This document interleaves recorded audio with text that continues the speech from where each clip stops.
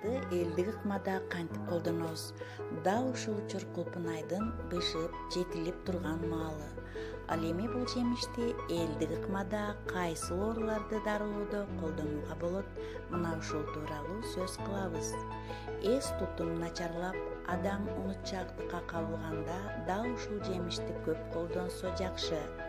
Кышкысында бул жемиштин вареньесин үзбөй колдонуу эс тутумду жакшыртат. Ошондой эле ар кандай вирустарды жок кылууда,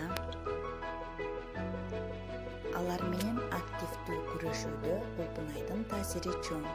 Сөөктөрдү бекемдеп, ар бир органга жана ткандарга кычкылтектин жетишин камсыздайт. Мына ушул учурда кулпунайды күнүгө 150-200 граммдан чоң адамдар жеп турса, жогорудагы ооруларды алдын алган болот. Картаюу процессин жайлатып, онкологиялык илдеттерге каршы күрөшөт. Теридеги жаракаттардын тез бүтүшүн камсыздап, муундардагы ооруну алдын алат.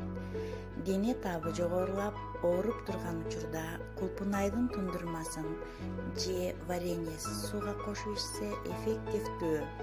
Кардиологдор белгилегендей, күнүгө кулпунайдан аз-аздан жеп туруу миокардтын алдын алат.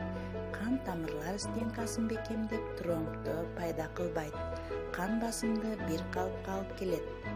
Гинекологияда анын жалбырактары жатындан кан кетүүнү токтотот. Мастопатияны, жатын миомасын алдын алат. Ал эми эндокринологияда кант, диабетин, уйку безди, ашыкча, салмакты, калкан без оорусун алдын алат.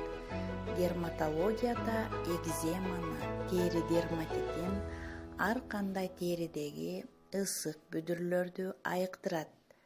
Бронхиалдык астманы дарылоодо 2 стакан сууга 2 даана кулпунайдын жалбырагын кошуп, 10 мүнөткө чейин кайнатып, даяр болгондо ар 2 саат сайын 1 чай кашыктан ичип туруу керек.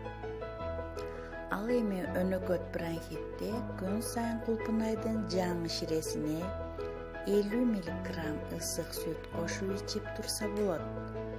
Эртең менен жана кечинде кулпунайдын тундурмасынан 100 граммдан ичип турса иммундук системаны бекемдейт.